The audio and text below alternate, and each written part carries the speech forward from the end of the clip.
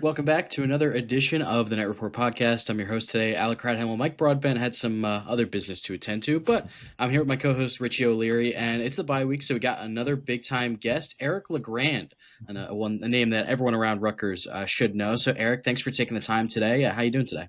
Doing awesome. I appreciate you guys having me on. I can't wait to shoot this stuff with you guys. All right, let's jump right into it.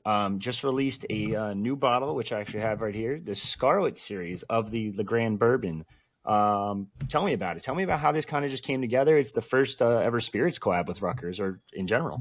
So yes, as most of you all know, I started a company, Eric LeGrand Kentucky Straight Bourbon and Whiskey, back in March of 2023, and in the plans we became partners with Rutgers Athletics. We were proud partners of Rutgers Athletics, and that was the first time they had done a spirit partner with athletics. But we wanted to take a little bit further. My business partner Brian and I started thinking last fall, how can we get the university behind? How can we collab and start working together? And we know anytime it has to deal with liquor, you have to go through a lot of change to just get that approval. And I told Brian when we finished, I'm like, I feel like we just went through birthing a baby because it was like a 9-month process just to get approval to use that block R. And I'll tell you what, we can be more excited for the Rutgers community together. Obviously, we want people to be tailgating with it and whatnot, but overall, this is a whole university collaboration. So we want everybody to be able to enjoy this bourbon, whether it's at a tailgate, celebration, graduation, a gift. So we're pumped up about it. Awesome. And I know people can buy it right now on the website, ericlegrandwhiskey.com, or it's in select stores, liquor stores throughout the state. Also at some bars throughout the state. Is the Scarlet series going to be at bars too? Because I know the other one is, or the first version. Yep. So now that's our job with our distributor Alec to get it to all the different bars and restaurants that want to take it in. And we're saying we're the state university. Rutgers is a state university in New Jersey.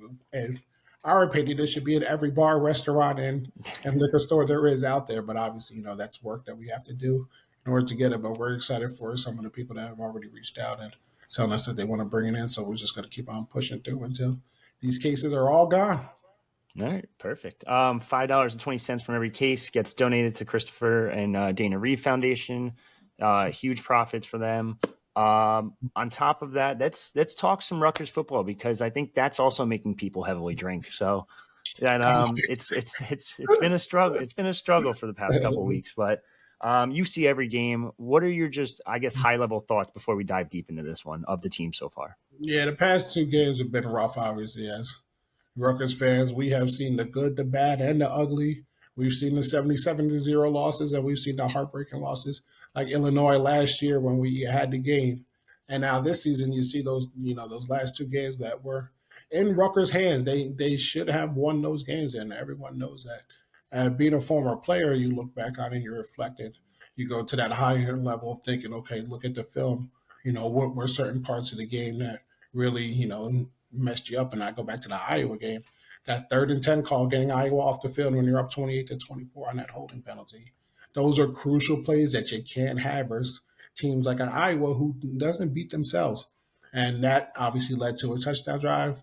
And then the Scarlets were able to get, I believe, I forgot the final score of that game. It was 31-28, whatever it was, or 38-28. So that was rough. And then last week versus Minnesota, that you see Rutgers is driving down at the end, but then that silent count, unfortunately, you get that bad snap and you set yourself up out of field position in the 3rd and 25. Little plays like that just cannot happen. And I know the coaches are trying to emphasize things like how every single play is important, but crucial plays that are killing the Rutgers football team right now are just simple things, because they might have had a chance to score on that drive if they don't get that snap infraction that goes under Ethan Calic-Manis's leg, and then you got to go out there for a 56-yard field goal. So it's little plays here and there that are the game changers. But obviously, as fans, we're all frustrated. Yeah, and one thing that you kind of touched on that I thought was interesting, where you look at it from your point of view as a former player, and not just a former player, period, but also someone who played for Coach Giano. So is there something that you've noticed so far this season that maybe other people aren't noticing because of your experiences as a player? I think when it comes to as the defense, obviously we know that it's been a struggle on that side, and they've been giving up a lot of points. And Giano being a defensive side, defensive coach, I know what keeps him up at night is missed assignments, people not being where they're supposed to be when they're supposed to be there, people jumping out of their gaps when they should be gap filled defense, and then the big play. Coach Shiano used to harp on us about if you give up 3 or 4 big plays in a game, your percentage chances of winning drop down drastically. It's like a huge percentage. This was back when I was playing 2008, 2009, 2010, I'm sure. Obviously, as offenses evolve, more big plays are there, but there's still that percentage. If you can stay under 4 big plays of 25-plus yards a game, your chances of winning increasingly go up. So every time I see a big play when I'm up in the booth, I count 1. That's 1. That's 2. That's 3. And then I start to set in my head. So I know if I'm doing that, I can only imagine when I see Coach on the sideline taking down his notes and stuff. I'm like, damn, I know what these players are about to get right now after they get back to the sideline. But unfortunately, right now with the defense, they got a bunch of new guys in there that are still trying to figure this out. And now we're almost midway through the season. They got to figure it out very fast because these teams that are coming in there in the next few weeks or month, I should say, it could get bad if they don't figure it out fast. Yeah, the schedule gets a lot harder from here on out. So now this is the bye week. Take us through kind of how a bye week works under Greg Schiano. Like, is there any differences? Does he start experimenting with new guys and say, hey, let's switch first team and second team today just to see what it looks like, or just switch the left tackle today or something like that? Yeah, usually you get a lot of good on good for the guys that are healthy. If you're banged up, obviously there's a lot of time for you to recover in a bye week. But if you're healthy, that was Tuesday, Wednesday, Thursday practice, and Friday. Usually you're going at it. Like you're trying to get better. I mean, that's how we used to do it. That's how we approached the bye week, where you were going at it good on good, ones on ones. And yes, that's when other guys got an opportunity to maybe to play with the ones that may not have got an opportunity during practice during the regular season because you don't get as many reps. But that bye week, you do get guys that are getting mixed in there a little bit, get a little bit more reps here and there just to see what they look like on film and how they can, improve themselves. And then you obviously usually get the weekend where if they do something on Saturday or Sunday, usually get off, and then you jump right back into it again after you come back on Sunday, get ready for, some rest and recovery. Monday's your day off, and then Tuesday, boom, right back to Tuesday practice. So usually that bye week, so today's Wednesday, I'm sure they probably were getting after it a little bit, though, the ones on one rep. And I guess since, you played, what was it, around 15, 16, your freshman year was 2008, so it's been a while. And Schiano has learned a lot since those days as well. He's coached at different places. Have you seen anything in particular in his philosophy that you think has changed the most from when you were coached by him to where you see him now? I guess, it's a different environment, too, that these kids are compared to when we were growing up and in the NIL and this and that. Like, when we were there, everyone knows Schiano didn't play no games. Like, he was tough. He was up in our face, and he demanded excellence. And not that he doesn't demand it the same, but you have to do it in a different approach in today's world. You can't do it the same way that you did 15 years ago because times have changed and things get recorded. People were reporting this and that. It's kind of nuts. But I know Coach Schiano has adapted to this new environment in the NIL. And if you notice one thing, like all the guys that Schiano wants to keep somehow, they all stay. They all stay. And you see some of those guys like the KJ Duffs and the Ian Strongs of the world. Like those are dudes. Like those two probably can play anywhere in the country. And they're here with us at Rutgers. That's what you like to see. So you can tell, that he's taking care of his people. I'm sure, like I said, he still goes crazy out there on the practice field, behind the scenes when no one is watching in those meeting rooms. But there's just a different approach to the way that you have to deal with these kids compared to when I was playing 15 years ago.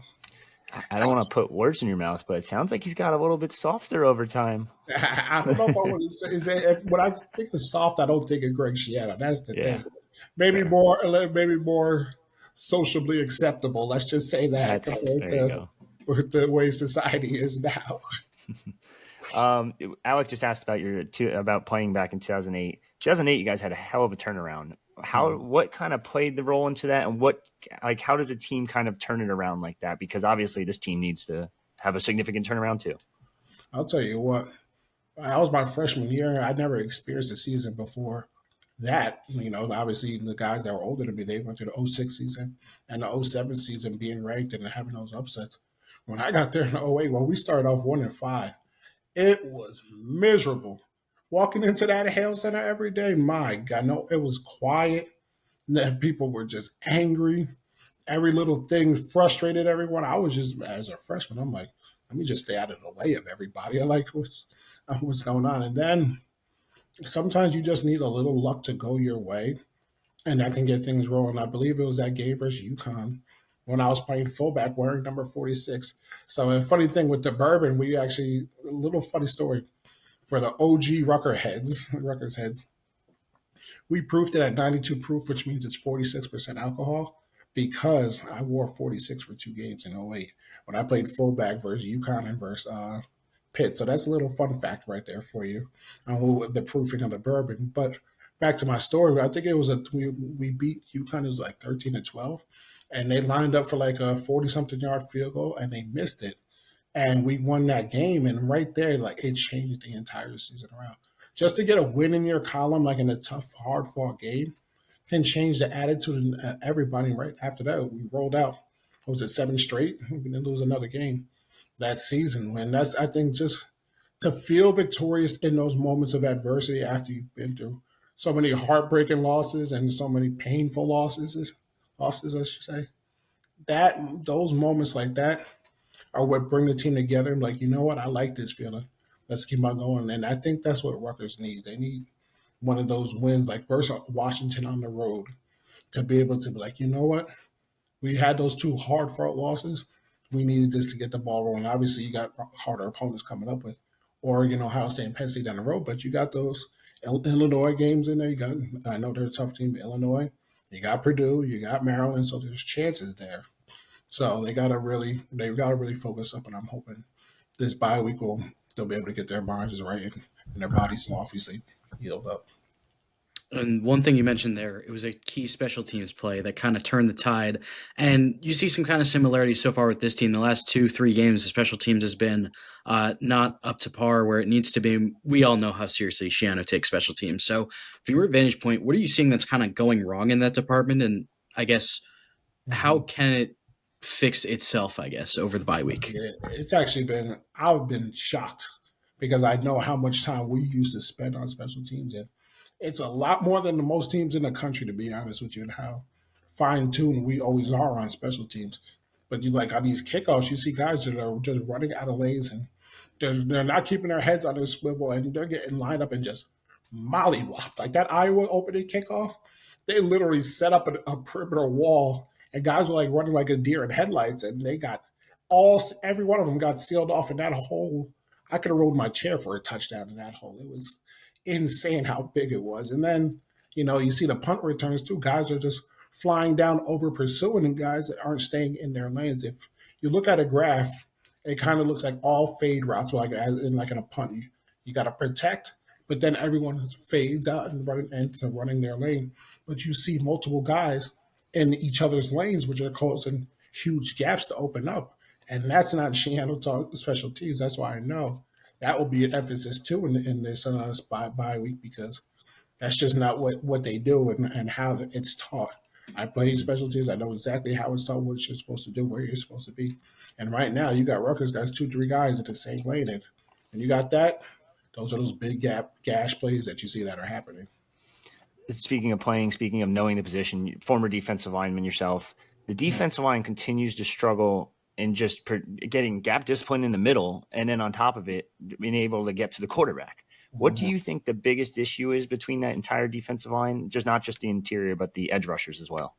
You're going up against some quality opponents in the Big Ten, and sometimes you just don't have the bodies to have the pass rush when you're going up against probably first, second, third round picks from Iowa that are going to be in the NFL, and then Minnesota as well. They got some pretty big guys. The thing that, the pass rush, it's hard to find elite pass rushers. And when you get them, you hold on to them for as long as possible, because it is hard to rush the passer, especially nowadays, how fast these quarterbacks are getting the ball out of their hand. They're not lining up in I formation, play action fake, dropping back 10 yards. No, they're in shotgun, and there's one step, boom, one step. So it's harder to get to the pass and to get a pass rush going.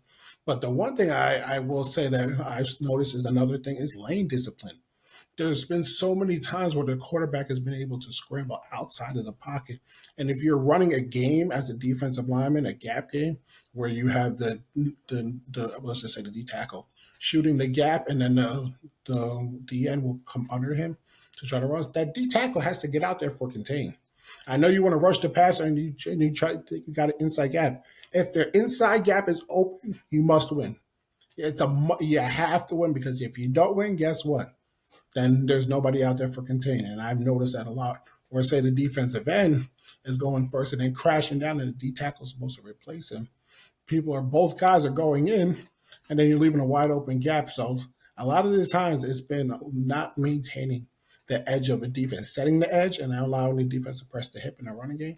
And then in the pass rush game, because they're dialing up pressure now, but they're not able to keep it in there because they're getting nobody on the contain. And then the defensive tackles in the front. If you're pushing, you got to push that gap to close it off, to suffocate that quarterback so he can't step up. So there's a lot of details I can really dive into about the pass rush and setting the edge of the defense, but that's just little examples here of what I've noticed that they've been struggling on. Yeah, and we've seen Rutgers battle a lot of mobile quarterbacks, and they have some more in the schedule as well. So Washington. Yeah, that guy Damon Williams might be the best in the country at that. So I guess how much do you think that can improve over the span of a couple weeks, especially considering the experience that they have facing those mobile quarterbacks and the ones that they have coming up? Yeah, you try to find an athlete that you have up and coming as one of the freshman guys that are redshirting, one of the best athletes, and you put him at quarterback and just let him go loose. Like, you just tell him to just fly around out there trying to make plays, because that's the best way you can try to simulate it until you actually get out there and you're playing against the guy that can have that ability. You try to find one of the best athletes out there and make him run around like crazy and try to see, just so you can try to get used to it. But you truly don't get used to it until you actually line up out there on the field, and then you make your adjustments to it. But I'll tell you what, Washington quarterback, as you just mentioned, Alec, he is special. That he's not the biggest guy at all, but man, can he run and can he scramble, and he's looking to run as well too. And to kind of shift gears a little bit, looking at the coaching staff, there's a lot of guys on this staff that you played alongside: Scott Vallone, Charlie Noonan, even a guy like Chase Dodd, who's on the support staff with the strength and conditioning program.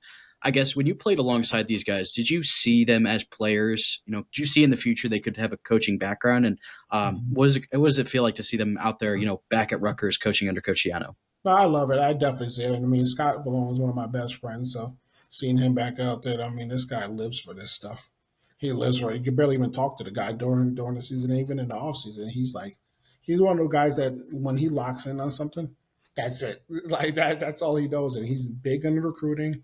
He's like addicted to the recruiting game. Loves it now. He's coaching the tight ends. And yeah, it's hard to even, if I text him now, I'm sure I can get him, but it's not going to be too long because he's going to be locked in on the game plan. And then Charlie Noonan, obviously playing with him. Yes, I could definitely see Charlie being a coach.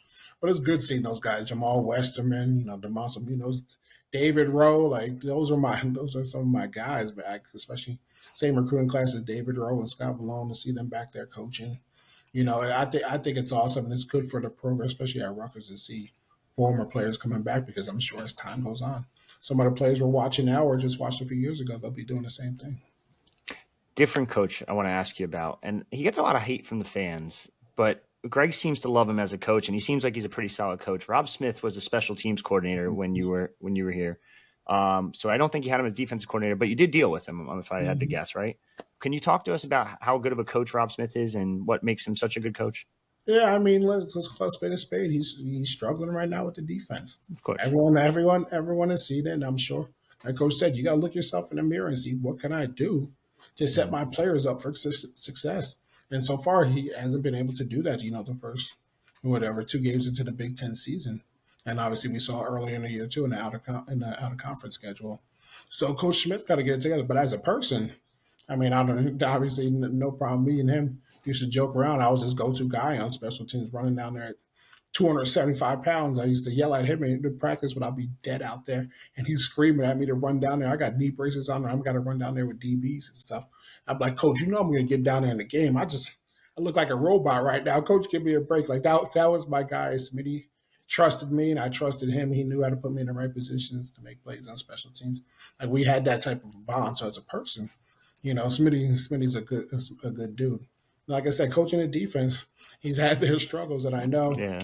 they're trying. Like I said, when you can't get pressure on the quarterback, that's the number one thing right there. Because if you get pressure on the quarterback, that opens up a lot of things in the defensive backs for you guys to make. If they make a mistake and they're not in the right place or coming to the right guy, if you got pressure on the quarterback's not going to see that. But right now, they're dialing up blitzes to try to get, because when you can't get to the more four, you got to dial up blitzes. And then when you dial up blitzes and then your guys aren't in the right positions, big plays happen. And that's happening way too much. Or if it's a running game, guys aren't in their holes and they're allowing double teams to get to that second level and getting gashed up front. You got to find ways to teach these guys more, whether if it's going back to simple plays, simple assignments. But when you're this far into the season now, you can't have that. You got to be able to be in zone. You got to have guys blitzing. You got to be in the right spot. So if that's new players getting a chance and getting an opportunity, and so be it. But Coach Smith's got to figure it out fast. He got to figure it out real fast.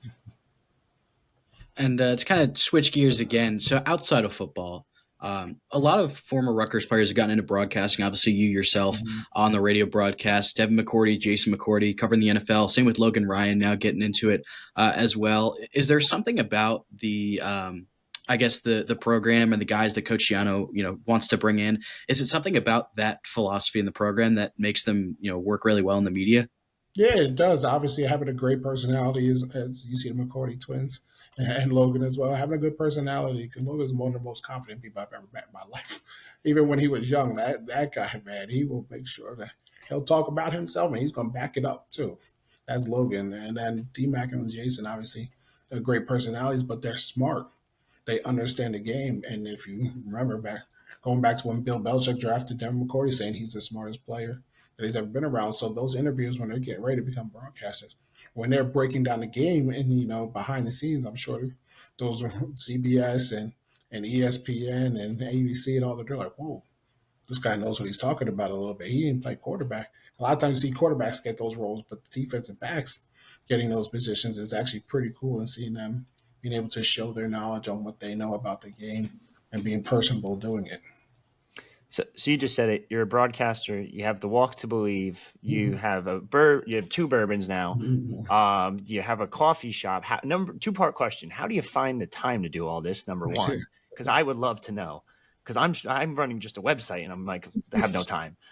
And two, like what other things are you going to try to get into next? Like what's next for Eric LeGrand? The best part about it is every day is different for me, which I like. It's not the same thing every day. Today was the launch of the Rutgers Scarlet Night series. Like that's all my focus today. Even though I have emails I see from my coffee shop that I was dealing with yesterday, I was dealing with the coffee shop stuff and trying to grow and expand that business and making sure we're hitting our sales numbers and dealing with employees and managers, all that stuff. And then another day would be the podcast. And then in the past, I would say all summer and leading up to September was about the walk. And I had a golf outing as well, too. So a lot of time went towards that. I will say I have a great team around me, which helps. Having a business partner with the whiskey, obviously Brian that's running it. He takes a lot of that responsibility on when I obviously have other stuff. And in the coffee shop, my employees, they're awesome there. They run the show for me. I don't have to be there every day.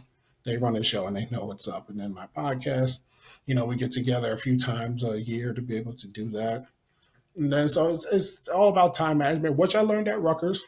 Say that little schedule block, I blocked out every hour that we had something on there to do. That helped me with my time management. And then what's next? Don't know. We'll see. People want to grow this bourbon brand, get it, especially this bottle. Want to sell out these bottles, these cases, these 652 cases, get these sold out to all the Rutgers fans and bourbon lovers out there. And then coffee shop keep on growing, expanding, open up more locations. So that's what's next for me right now.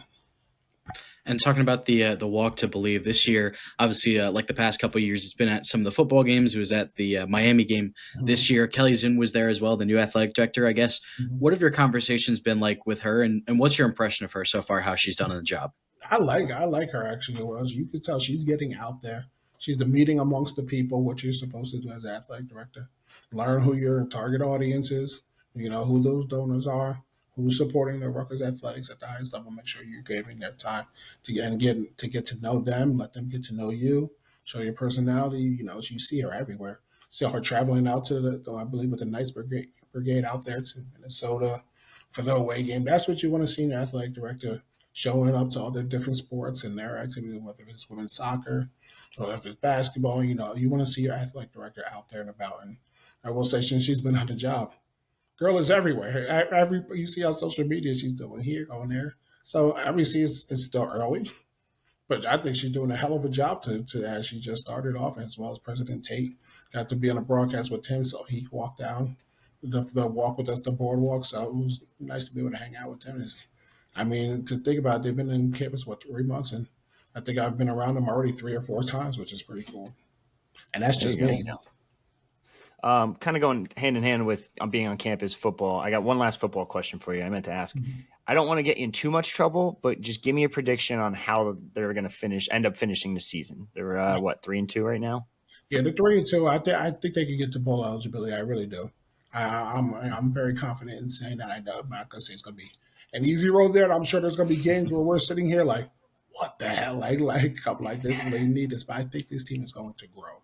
They've been through a lot, and they hear the outside noise. You can't get away from it from social media, so they're hearing a lot about trying to pull out these wins and where the program should be and this and that. But hey, which I'm all for, and I know Coach Yano's all for too. Like when you're not doing well, you're not doing well. You got to you just go back to the drawing board and you keep on working to get there. Is when you lose, it's disappointing. It's the worst feeling in the world being in that locker room. But with this team, I feel like they're going to learn from this early adversity. And it might surprise a few people, but I think that they could take bowl eligibility. So you think we're going to the Bronx in December is what you're saying? I mean, if we got to go back to – at this point, you take what you can get. But I know that Pinstripe Bowl, boy, we've been there a few times. But I will say, man, the Pinstripe Bowl have shown me a lot of love, so I can't hate on that. But we have been there quite a few times. I just hate a football field on a baseball field. I do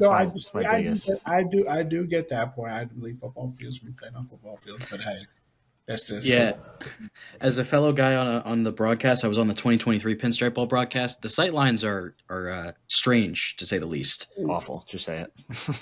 Yeah, I think I've only went on the sideline once when I was the captain for the game. I think when we played Army there back in 2011 or 12 or whatever it was, but. Yeah, it's a weird setup being down there on the field. And when we played not the Papa John's Bowl, St. Petersburg Bowl, was at Tropicana Field, and that we were like in the outfield, but we came out the dugout as our locker room, which was strange. All right, so Eric, never mind. Alec, you got one more? Yeah, I have one more. I mean, obviously, we've talked a lot about your different ventures. Obviously, the Walk to Believe.